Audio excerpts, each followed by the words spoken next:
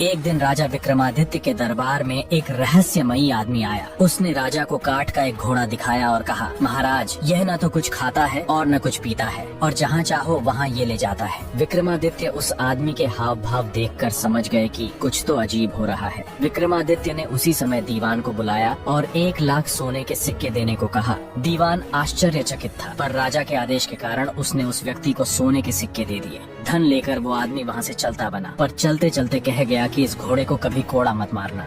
एक दिन विक्रमादित्य उस काठ के घोड़े पर बैठकर उसका निरीक्षण कर रहे थे। उन्हें उस आदमी की बात याद न रही और उस घोड़े को कोड़ा मार दिया। तभी अचानक ही वो काठ का घोड़ा विक्रमादित्य को आकाश में ले उड़ा और समुद्र पार ले जाकर घोड़े ने विक्रमादित्य को एक भयानक जंगल में गिरा दिया। होश संभालकर विक्रमादित्य जब आगे बढ़े तो वह उस भयानक रहस्यमयी जंगल में खो गए। विक्रमादित्य 15 दिनों तक उस भयानक जंगल में भटकते रहे। भटकते भटकते उन्हें एक रहस्यमयी गुफा दिखाई दी। उन्होंने देखा कि गुफा के बाहर एक पेड़ है और 2 कुएं भी मौजूद है। पेड़ के ऊपर एक बंदरिया भी बैठी थी, जो कभी नीचे आती तो कभी ऊपर चढ़ती। विक्रमादित्य छिपकर सब हाल देखने लगे। दोपहर होते ही एक तांत्रिक उस गुफा से बाहर आया और कुएं से पानी लिया और उस बंदरिया पर छिड़क दिया। तभी वह एक बहुत ही सुंदर स्त्री बन गई। तांत्रिक पहर भर उसके साथ रहा और फिर दूसरे कुएं से पानी लेकर स्त्री पर छिड़का कि वह फिर से बंदरिया बन गई और पेड़ पर जा बैठी और तांत्रिक वापस उस गुफा में चला गया। यह देखकर विक्रमादित्य को बहुत ही अचंभा हुआ। विक्रमादित्य ने भी कुएं के पानी को जब उस बंदरिया पर छिड़का तो वह एक सुंदर स्त्री बन गई। उन्होंने जब प्रेम से उस स्त्री की तरफ देखा तो वह बोली, हमें ऐसे मत देखो, हम तपस्विनी हैं, श्राप दे देंगे तो तुम भस्म हो जाओगे। राजा बोला, मेरा नाम विक्रमादित्य है, मेरा कोई कुछ नहीं बिगाड़ सकता। नाम सुनते ही वह स्त्री विक्रमादित्य के चरणों में गिर पड़ी और बोली,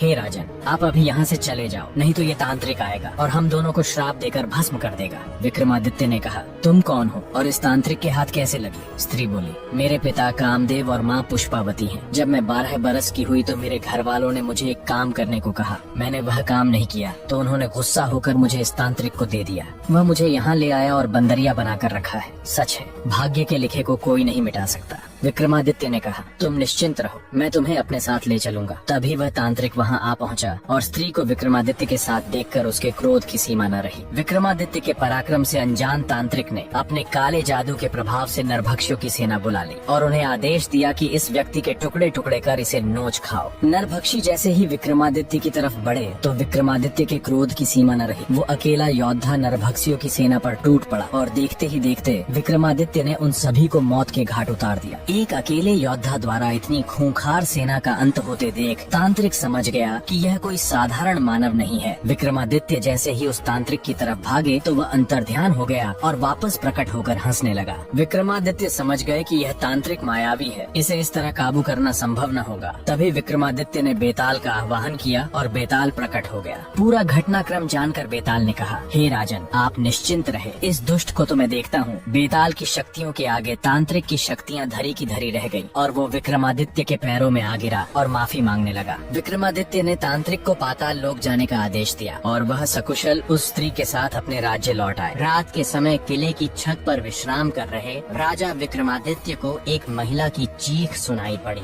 विक्रमादित्य तुरंत उठ खड़े हुए। महिला की पुकार सुनते ही विक्रमादित्य अपने घोड़े पर सवार होकर उसी दिशा में निकल पड़े। थोड़ी दूरी तय करने के पश्चात विक्रमादित्य ने देखा कि एक भयभीत महिला प्राण रक्षा हेतु चीखती चिल्लाती दौड़े जा रही है और उसके पीछे एक विशालकाय दैत्य पड़ा हुआ है। विक्रमादित्य को अपने समक्ष खड़ा देख महिला विक्रमादित्य के चरणों में गिर पड़ी और प्राण रक्षा हेतु गुहार लगाने लगी। विक्रमादित्य ने कहा, बहन, तुम राजा विक्रमादित्य की शरण में आई हो। मेरे रहते क्षति पहुंचाना तो दूर, तुम्हारा कोई बाल भी बांका नहीं कर सकता। तभी राक्षस जोर से हंस पड़ा और बोला, मूर्ख, तू बचाएगा इसे? अगर अपनी जान की सलामती चाहता है तो तुरंत यहाँ से चला जा। असहाय अबला नारी के बहते आंसुओं को देख विक्रमादित्य का खून खोल उठा, किंतु राक्षस अमर था। रक्त वर्णित आंखें लिए विक्रमादित्य उस विशालकाय दैत्य पर टूट पड़े। दोनों के बीच भीषण संग्राम हुआ। तभी विक्रमादित्य ने तलवार के एक ही वार से उस दानव का सर धड़ से अलग कर दिया, लेकिन उस मायावी राक्षस का सर वापस उस धड़ पर जा लगा। यह देख विक्रमादित्य विचलित न हुए और उन्होंने उस महादानव का सर पकड़कर एक पहाड़ तक जमीन पर घसीटा। तभी मौका देखकर राक्षस वहाँ से भाग खड़ा हुआ। पीठ दिखाकर भागते हुए पर विक्रमादित्य ने वार नहीं किया और उसे जाने दिया। वह उस औरत के पास जाकर बोले, बहन, अब तुम सुरक्षित हो। वह दानव भाग चुका है। खतरा अभी टला नहीं है राजन। वह राक्षस वापस आएगा और मुझे ढूंढकर वापस इसी स्थान पर ले आएगा। विक्रमादित्य